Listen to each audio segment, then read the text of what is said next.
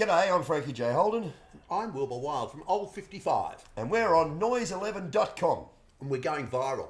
You right? It's all right. You right? Yeah.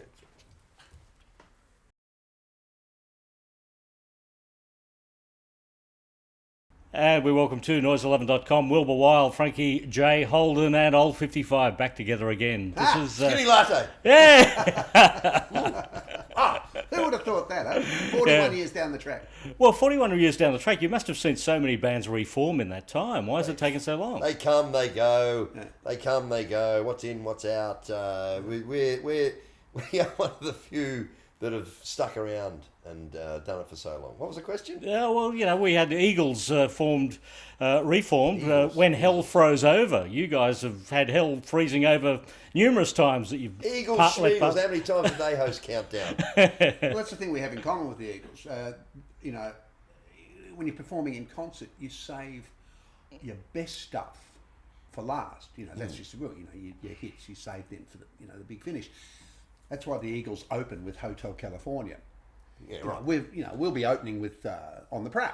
Right. And go through the rest of our hits. And then we'll do Hotel California. Yeah. Hotel California as Yeah. well. Well, it's sort of an Eagles reference in the name Old 55, wasn't it? It was a very, Tom very Waits good. song, Very good. that was covered by the Yeah, Eagles. very good. Not many people are aware of that, Paul. So it was that the name was devised by Glenn A. Baker, who was our manager, and it was the instigator really of the whole. He the whole conceptualised the 50s rock and roll fun thing. Yeah. And he knew of that Tom Waits song called Old 55, as you so rightly point out, with a hit, made a hit by the Eagles. And it's a beautiful song, and it's a lovely thrill to be named after a Tom Waits song. And it has nothing to do with the fact that I was born in 1955. Ah, Yeah. no, it's got nothing to That do was with Nothing just at all. coincidence. Yeah. Yeah. Yeah. You've never performed that song live, though, have you? No, and I'd like to do it live. I think it would be a nice song to do live, but I'd never get it past his nibsy, I just know, so I don't bother trying. Well, it's horses for courses, isn't it? What do you mean? Give me a listen to it. You've never heard it? Probably. I've heard it on the radio. I'm sure he's played it on radio once or twice. I think we might try and do that in these upcoming gigs that we're doing at the end of November. Yeah.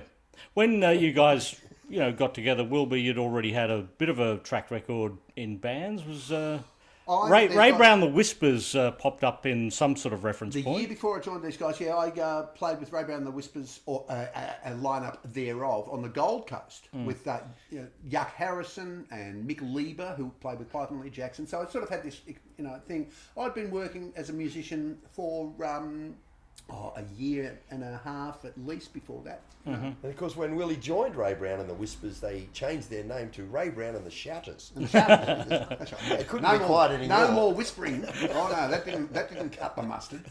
But I played in nightclubs on the Gold Coast for most of 1974. Then came down to Sydney to study at the Conservatorium. Heard an ad on 2JJ saying Old 55 50s revival band requires saxophone player. I was the only one who showed up. Yeah. True And that story. was in about, they'd done their first gig July the 4th, and I came 1975, along about a month after that and had a rehearsal, and away we went. And I saw this bloke, and I thought, this is going to be fun. And the rest of the guys looked like fun too. I saw the gig, and they were just, doo-wop harmonies, and bouncing around the stage, and I thought, yeah, why not? And that expression, away we went, that's what we did. Away we went, and he just followed. Yeah. We never actually offered you the gig. We never actually No, said. that's right. Because nobody else turned up. But he just kept turning up There to was the that time, gigs. I did get fired once, and I said, why are you firing me? And they said the band's moving in a different direction. And I was saying, hang on a second, it's 50s rock and roll, it's doo-wop, it's like, what direction could you go? And they just said, away from you. And but anyway, I hung around, and we stayed with the band until May 1977, and by which time he decided to go off and pursue his acting career / driving cabs. Mm-hmm. Well, it sounds like you pursued your career of being fired from numerous bands then, because after that you went into, Jojo Zapp and the Falcons, and, Got a fired from I there. did a week with John English. You got Yeah. fired from there. No, I didn't get fired. They went to Perth, and I stayed in Melbourne, which is my hometown. But I came back from Sydney. when did they tell you they were going to Perth? It was They 3 didn't. weeks after. They didn't, actually. They called me from Perth to say, hey, we're in Perth. I said, but I'm in Melbourne. They said, stay there. And Work it out. Yeah. I said, could you have? And they said, no. And I joined the Falcons after that, like literally the day after that. Yeah. I got a phone call from Steve Hill, who was the manager of the Falcons and original singer with Skyhooks, Steve Hill. And they said, rock up. And so I spent about 4.5 years with the Falcons. And here we are doing a double bill, Falcons, Old 55 at the Palais in Melbourne, November 24, and the State Theatre in Sydney, November 25. How excited am I? With Freddie Strauchs on drums. So there you go. You've got a Skyhooks Our original component drummer, as well. Jeff Plummer, in Old 55. Unfortunately, passed away. He passed away. We toured Old 55 and Skyhooks when they returned from the States in 1976.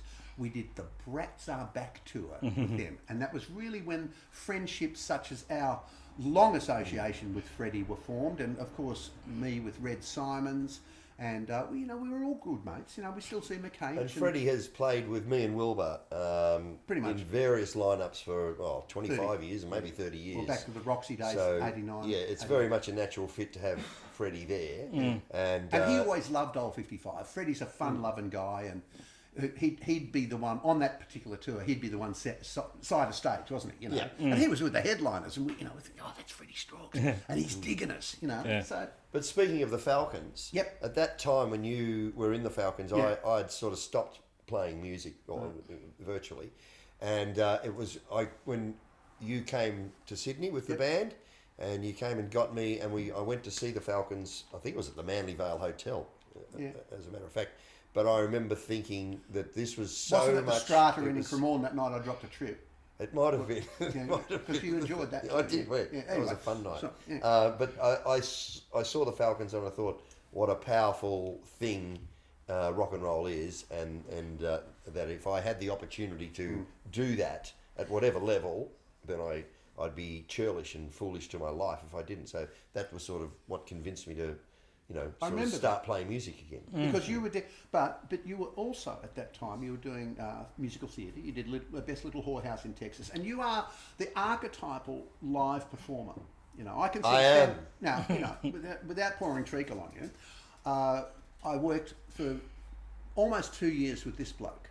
Then drifted into the Falcons with Joe Camilleri. I mean, for 7 years of my life. I'm working with the two greatest frontmen, with respect to Braithwaite and Wilson and Shorrock and Cad, and they got their thing, but this is just a sense of follow me home, babe. Mike Rudd. Go on.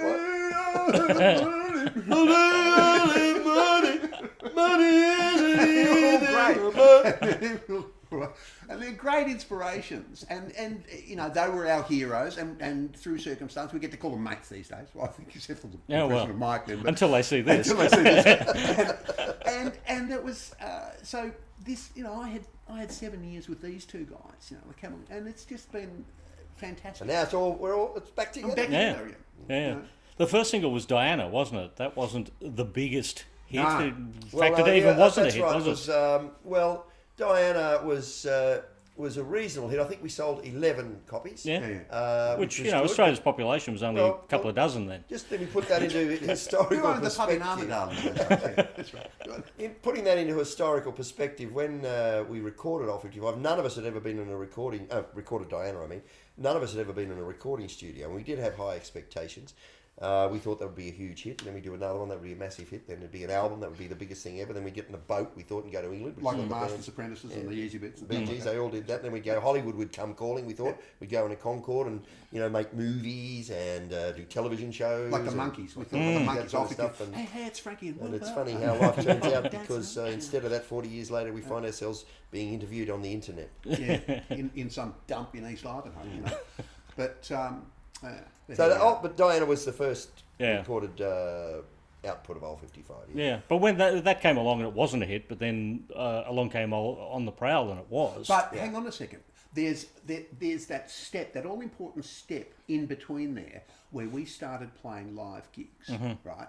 And we'd go to high schools at lunchtime, and the kids would pay 50 cents, and they and come into the school hall, and then they'd go nuts, and then have to go back into a geography class. Good luck with that. And then we went on Countdown, and as you know, Countdown in 1975, one appearance on the strength of that, you could tour 6 weeks on the East Coast, and thereby building up a really good, loyal and enthusiastic live audience. We were playing to 1,500 people a night on it, 6 nights a week. You'd go to Adelaide and you'd go to Perth and you'd spend a week there, 10 days in Perth. And Tuesday, Wednesday, Thursday, Friday, and Saturday, 2 gigs on a Sunday. You do a Sunday session at the Charles in Perth or in Adelaide at the Governor Hindmarsh or something.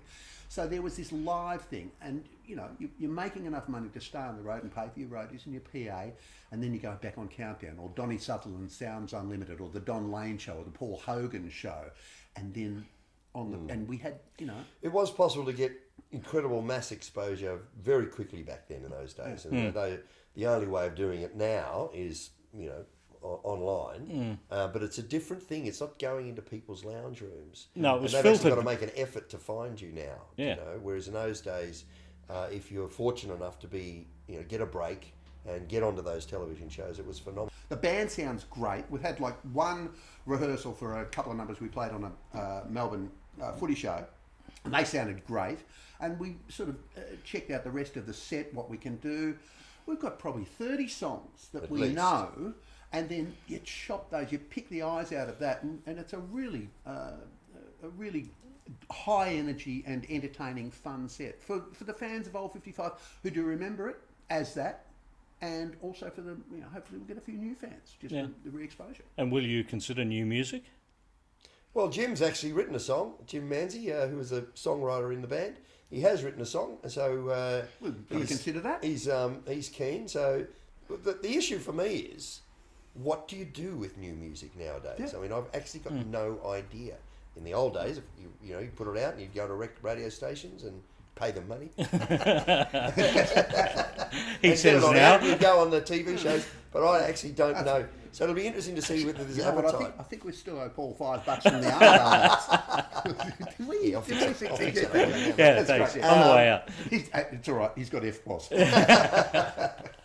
But yeah, look, I think it would be risky to do new songs because you know what the fans are coming, you know what they're coming to hear.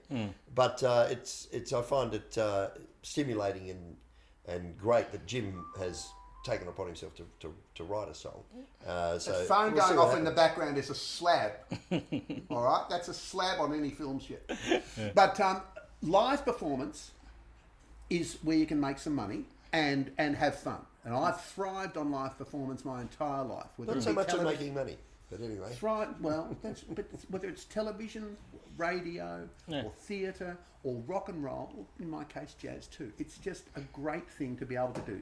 It's an outlet for self-expression. And as Michael Chugg, the legendary promoter, absolute legend in Australia, where in other areas, or one other area, you can make some money from, it's fucking merch. We're looking for So those. we've got T-shirts, combs.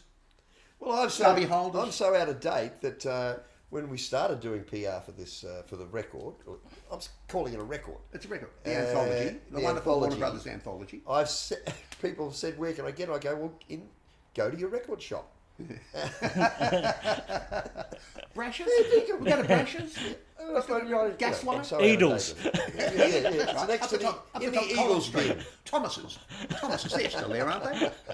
The classical stuff there. But that's so I'm there. I'm out of date with it. I don't know how that happens. Yeah. You had the solo song, My Right of Way.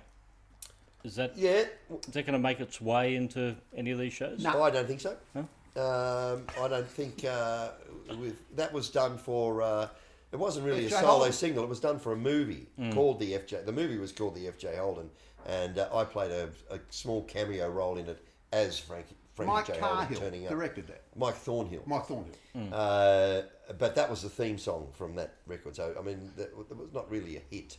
So I think only true old 55. But on the 59 strength of knows that it. that association, didn't you do some radio yourself on 2WS? Yes. You had Frankie J's rock Platter Party. Frankie J's Platter Party. Yes. Now, who was your panel operator back in those days? George Danikian. Wow. Yeah, he was the guy who ended up getting me the sack from Yeah. that gig. So that's a nice memory. Yeah. Didn't hit the dump button in time. Yeah, exactly. Yeah. And you had your radio years? I did too. After Hey Hey It's Saturday finished, I went into Gold 104 for 5 years. Took a year off. Ended then up did getting the sack from there. They did give me the flick, but can I tell you, I was rating number 1, 10 plus in Melbourne. Radio people will understand that. Yeah. And for the last 7 surveys of 2004. Then I had a year in limbo and went over to Vega 91.5 and did 2.5 years over there doing the drive show. So, once again, live. You know, it was live performance, and you feel, certainly when you're doing, 3 hours of drive, it was like the running of the bulls, and I'd play, it was basically a music station, but we'd play an old 55 thing. I'd call Frank, say, hey Frank, you want to have a chat? Said, when? 30 seconds, and we'd just go into that sort of stuff. And same with Camilleri and Wilson and all those guys, So it was a great fun radio for me. Yeah. And I still co-host the Conversation Hour on the ABC every now and then with Fame in Melbourne, once every 5-6 weeks. So I get a little taste. Well, the album is out there. It's pretty much got everything on it, including your solo stuff on there. Well, from the movie. If you want to highlight a solo song of mine, I would like to highlight Chartered Accountant's Blues. Chartered Accountant's Blues probably makes more sense in this day and age. Well, it does, because it's. I was a chartered accountant before the boys approached me to join this band, and so if anything, I'd rather be remembered for that than my right of way. And it's on the album as well. Well, I hadn't heard Chartered Accountant's Blues for 30 years. I just reckon it's hilarious. That's only me. But he was the chartered accountant, and that's why I do the books for the band. Just safe them. Good move. Tours are happening for 2016, maybe 2017. Yeah. That's to be continued, isn't it? There's a couple of gigs, a couple of festivals in 2017 for which we've been approached, and look, we'll see how it goes. I think it augurs well. We've done a TV show. We've done one TV show so far. And we did Carols by Candlelight, year 2000? That was your 2002. 2002, that was your 60th birthday. My 50th birthday. Sorry, that's right. And I know.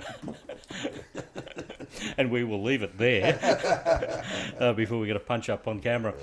Frankie, Wilbur, thank you for joining us here at noise11.com. Thank you very much. You always bring that up about the age. Why don't you just leave it alone? Just leave it. I know, but there's no need to make a big deal out of it. Or knife wounds. Look, do you want to start? Really?